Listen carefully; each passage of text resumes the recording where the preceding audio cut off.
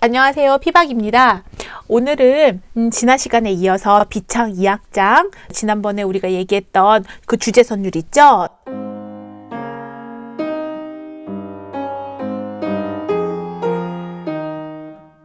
우리 모두 알고 있는 이 선율. 그 선율을 제외한 나머지 부분들에 대해서 한번 공부를 해볼게요. 그 나머지 부분들이 되게 부담스러워요. 악보를 보면은 음표도 많고 뭐 꾸미음도 많고 그리고 일단 화음도 많아요. 그래서 일단 두려워요. 우리 해야 할 일은요, 음표 보고 그 다음에 천천히 박자에 맞춰서 연습을 일단 시작을 해보시면 됩니다. 자, 제가 이걸 구조를 나눴을 때요, B는요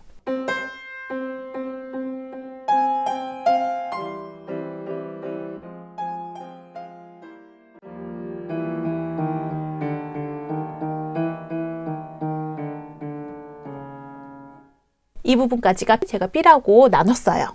그 다음에 중간에 또 A, 원래 우리가 알고 있는 그 노래 나오고 난 뒤에요, 슬픈 노래가 또 나와요.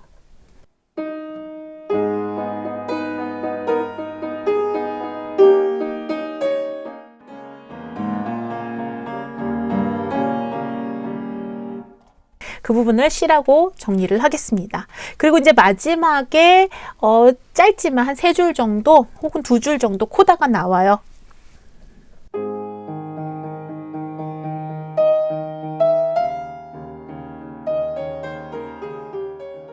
여기서부터 끝까지가 또 한 파트를 이루고 있죠. 오늘은 이 부분들에 대해서 설명을 드릴 거예요. 자, 일단 B를 봅시다. 그 오른손에 많은 꾸미음들을요, 우선 치우고 원래 음들만 한번 쳐볼게요.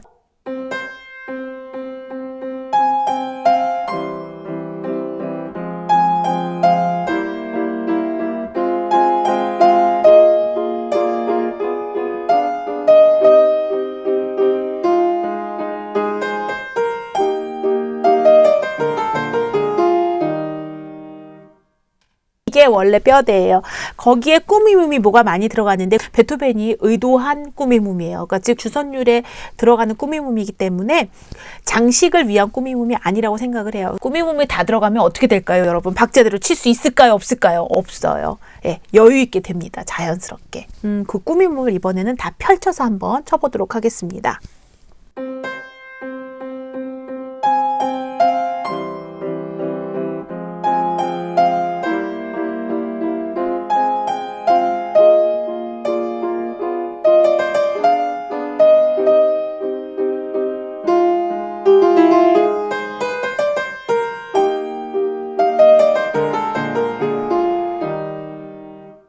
제가 일단 꾸미몸 있는 부분만 굉장히 여유롭게 쳤어요. 물론 베토벤이 이렇게 박자를 왔다 갔다 하면 안 됩니다. 꾸미몸을 여유롭게 먼저 연습을 하신 후에 나중에 박자를 잡아서 전체적인 박자가 규칙 안에 들어갈 수 있도록 만드시면 돼요. 자, 그 다음에는 왼손이 화음이 굉장히 많이 바뀌어요. 왼손의 화음을 한번 변화음들만 쳐보겠습니다.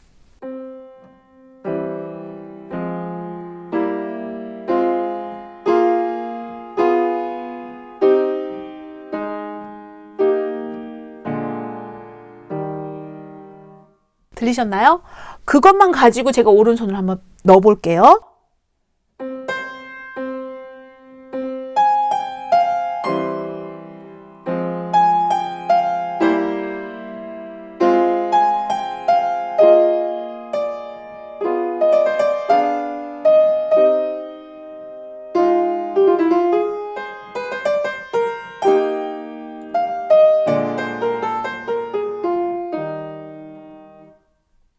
이렇게 이 소리의 음색, 즉 화음의 변화만 들리게 치시면 되세요. 이 모든 거를 천천히 연습이 되시면은 이제 그 부분에 대한 연습이 어느 정도 끝나신 거예요.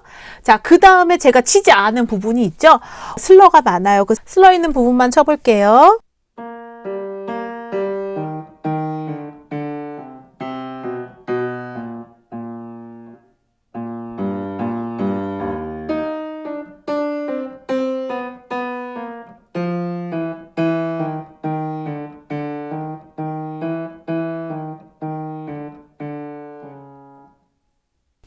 리듬에 슬러가 있을 경우에는 힘을 주고 풀고가 들어가죠. 그걸 또 너무 지나치게 할 경우에는 노래 전체적인 선율이 끊어질 수가 있어서요. 여기는 굉장히 그냥 편안하게 평탄하게 주고 풀고의 느낌을 주시면 됩니다. 너무 짧고 너무 날카롭지 않게요. 네, 자, 고개 들리게 한번 제가 쳐볼게요.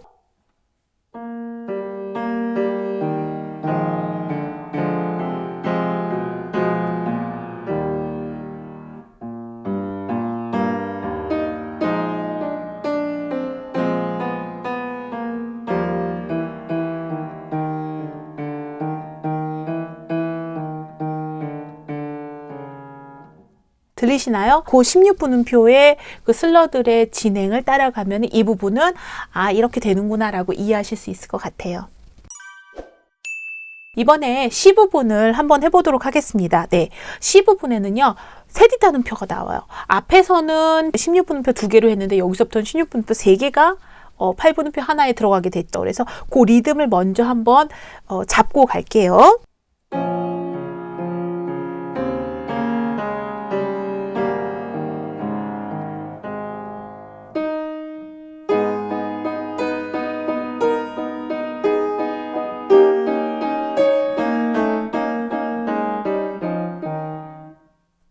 하나, 둘, 하나, 둘, 하나, 둘, 셋, 하나, 둘, 셋.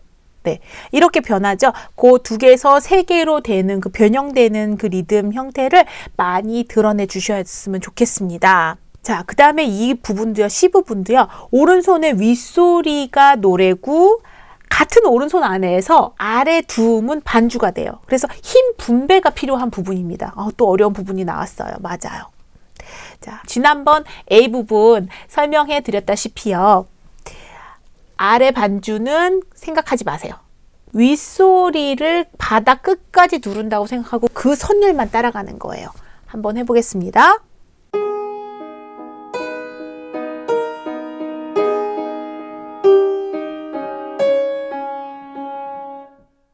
네, 소리가 잘 안 나도 상관없어요. 일단 윗소리하고 아랫소리를 구분을 하는 거죠. 내 귀에 들리는 거는요,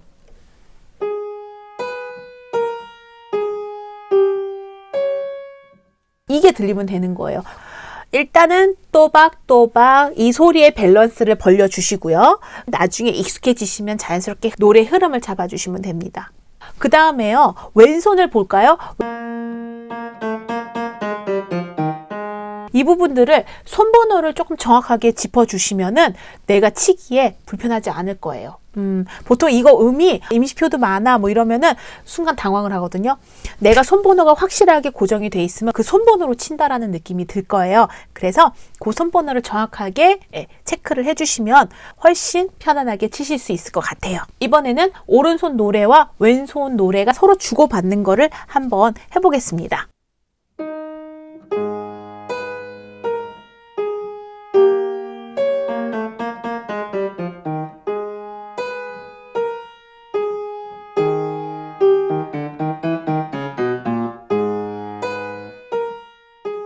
이렇게 오른손 왼손이 서로 주고받고 있는데 중간에 다른 패턴이 한번 나와요.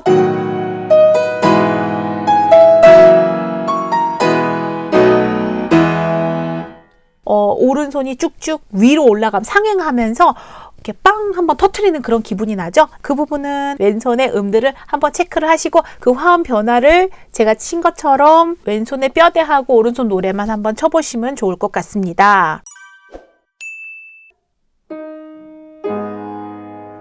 이렇게 시작했다면 뒤에는요, 느껴지시나요? 네, 한 번은 마이너고 한 번은 메이저예요. 뭐 그렇다 해서 그 메이저를 뭐 이렇게 크게 친다던가 밝게 치진 않아요. 하지만 내가 인지를 하고 가면 좋겠죠? 그 다음에 이제 누구나 다 어려워하는 부분이 나와요. 왼손이 똑같아요. 이 부분이 2번 나오고요. 그 다음에 일단 악보를 보긴 봐야 돼요. 덧줄이 많아서 조금 힘들긴 하지만 우린 또 하나하나 다 따져가면서 음정을 다 읽고 그 다음에 손번호를 지정을 해주고 그 다음에 그거를 또박또박 연습한 후에 묶으시면 됩니다. 어떻게요? 이렇게 또박또박 친 거를요, 이렇게 묶으시면 된다라는 말씀이에요. 그 긴장감 넘치는 부분을 통해서 A로 넘어옵니다. 한번 해볼까요?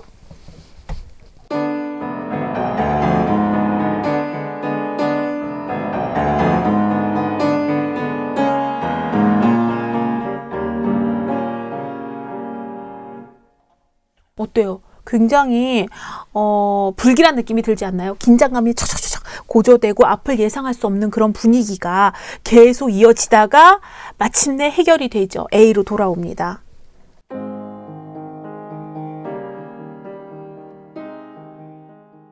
집에 돌아왔다는 안도감, 즉 이완이 되는 거죠. 이완을 굉장히 극적으로 표현하기 위해서 앞에 그 C 부분의 마지막에 긴장감을 준 것 같아요. 그 다음에 후주를 잠깐 볼게요. 후주는 두 부분으로 나뉘는데 처음에 나온 멜로디와 뒤쪽에 옥타브로 한번 올라가고요. 두 개의 모티브가 나오는데요. 한번 첫 번째 모티브를 쳐보겠습니다.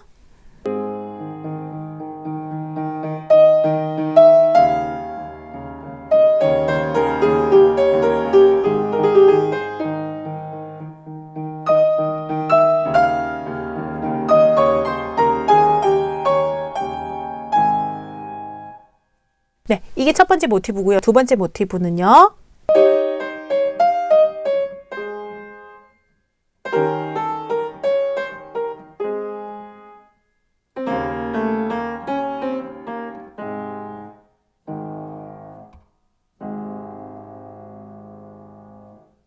이렇게 두 가지 모티브로 나오죠.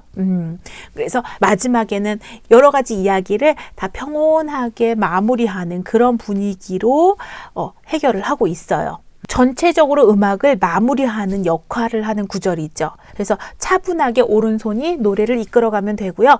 박자 세는 것 같은 그런 딱딱함은 있으면 별로 좋지 않을 것 같아요. 박자 세는 느낌이 어떤 느낌이냐고요?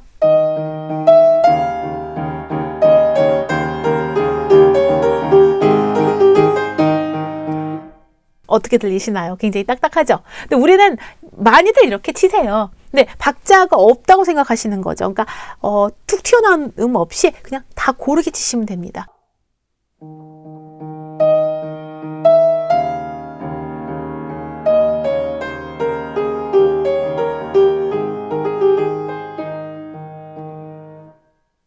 저는 이게 훨씬 더 낫다고 생각해요. 네, 그러니까 박자 세는 느낌 없이 딱딱하지 않게 평평하게 이 곡을 조용히 마무리해 주시면 될 것 같습니다. 이렇게 비창 2악장을 정리를 한번 해봤습니다. 네, 감사합니다.